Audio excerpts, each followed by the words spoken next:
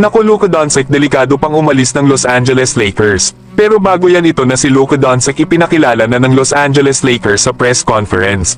Ang dami ngang sinabi ni Luka Doncic para sa bago nitong kupunan. Isa na nga dito ang sabihin nito na ang Los Angeles Lakers daw ang pinaka-greatest na team in the world. Sinabi nga din ni Luka Doncic kung gaano kahirap ang umalis dito sa Dallas Mavericks. Lalo at halos nasa 7 taon ito dito na natili. Sinabi nga ni Luka Doncic na lahat nga daw ay nagulat. Kaya maaari mo nga daw isipin kung gaano din ito nagulat. Lalo at halos makatulog ito kaya nang tumawag ito ay kinailangan pa nitong i-check na ito ay April 1 na. Nasa una daw talaga ay hindi pa ito makapaniwala kaya sobra daw talaga itong nakakabigla. Kaya isa daw itong mahirap na sandali para kay Luka Doncic.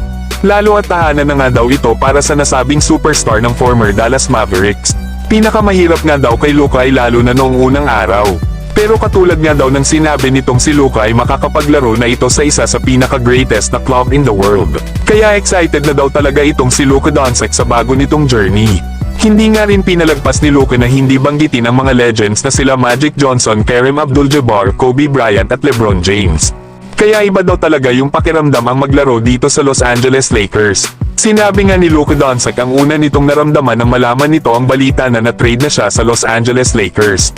Inakala nga daw ni Luka Doncic na gugugulin niya daw ang kanyang buong career sa Dallas Mavericks. Dahil sa palagay daw ni Luka ay ang katapatan ay isang malaking salita para sa kanya. Kaya naman ay sinubukan nitong manatili sa pamamagitan nito. Ngunit ito daw ay para kay Luka ay isang fresh na pagsisimula. Lalo at maglalaro ito sa Los Angeles na ang mga fans daw ay kamangha-mangha. Na nakuha nga daw nito ang karagatan kaya't napakalaking bagay daw ito para kay Luka Doncic. Ngunit talagang excited na daw si Luka dito sa bago niyang kupunan na maglalaro na nga daw ito sa Los Angeles Lakers. Lalo at hindi nga daw lahat ay masasabi ito. Sa pa ay sobrang dami na daw ang mga legends ang dumaan dito at marami na din daw ang championships kaya yun daw ang goal sa ngayon ni Luka Doncic. Natanong nga din si Luka Doncic kung ano ang ibig sabihin sa kanya noong sandali na nagkita sila noon ni Kobe Bryant. Noong 2019 kasi mga idol sa hindi lang nakakaalam, ay merong isang laro na itong si Luka ay makikita during sa isang game na nag-uusap. At ng mga oras na yon ay talagang nag-viral ang video na yon. Dito nga ay sinabi ni Luka na una daw sa lahat ay naaalala daw nito ang eksaktong sandali noong nangyari yon. Palagi nga daw itong mananatili para kay Luka sa kanyang isipan. Lalo at ito daw ay isang kamangha-mangha na sandali para kay Luka Doncic kaya napaka-amazing nga daw na moment nun para sa kanya.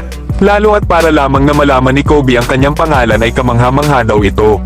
Kaya naisa na ni Luka Doncic na itong sila Gigi at Kobe ay nandito daw upang makita ang sandali na ito.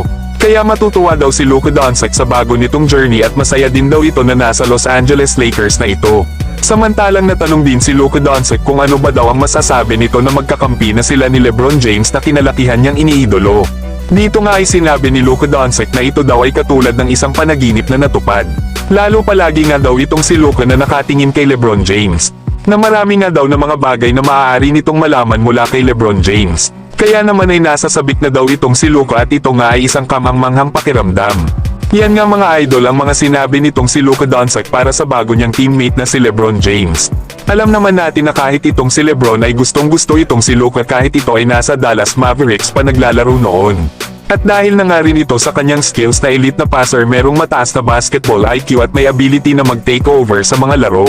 Katunayan ay noong nalaman ni LeBron James na na-trade na si Luka Doncic sa Los Angeles Lakers, ay tinawagan nga daw nito kaagad itong si Luka kahit ito ay nasa New York pa. Pero hindi daw sila masyadong nag-uusap ngunit naiintindihan ni Luka ang nararamdaman mo. Kaya napakaganda daw no na para lang tawagan siya kaagad ni LeBron James at i-welcome ito sa Los Angeles. Yan nga mga idol ang mga ibinahagi ni Luka Doncic dito sa kanyang naging press conference. Pero ang bad news mga idol ay hindi pa guaranteed na mag-sign ng max extension sa Lakers itong si Luka Doncic at ito nga ang ibinahagi ni Brian Windhorst. Lalo at may 1 taon na lang kasi na may guaranteed sa kanyang kontrata na natitira. Kaya wag na daw asahan na itong si Luka Doncic ay magsasign ng long-term extension sa Los Angeles Lakers. Noong nasa Dallas Mavericks pa kasi si Luka ay expected ito na mabibigyan ng 5-year $345 million contract extension. Lalo at may supermax rights ang Mavericks at eligible na rin dito si Luka Doncic kahit hindi ito nakasama ngayong season sa All-NBA team at All-Star. At dahil nga sa na-trade na ito sa Los Angeles Lakers, ay hindi na nila kayang mabigyan ng offer si Luka ng kahalintulad sa offer na ibibigay sana ng Dallas Mavericks. At ang kaya lang ng Lakers ibigay ay ang nasa 5-year na may halagang $229 million. Mas mababa nga ito ng $100 million kesa sa kayang ibigay ng Dallas Mavericks. Kaya imbis na 5-year deal ang kunin nitong si Luka Doncic na kontrata sa Los Angeles Lakers kapag nagkataon, ay mas pipiliin pa daw nito ang mag-sign ng shorter contract. Kagaya na lang ng 3-year extension na may player option. Kaya kailangan ng Los Angeles Lakers na makumbinsi itong si Luka Doncic na ang Los Angeles Lakers ang best place para sa kanya. Pero kayo mga idol, ano ang masasabi nyo na itong si Luka Doncic ay malabo na tanggapin ang 5-year long-term extension na ibibigay sa kanya ng Lakers?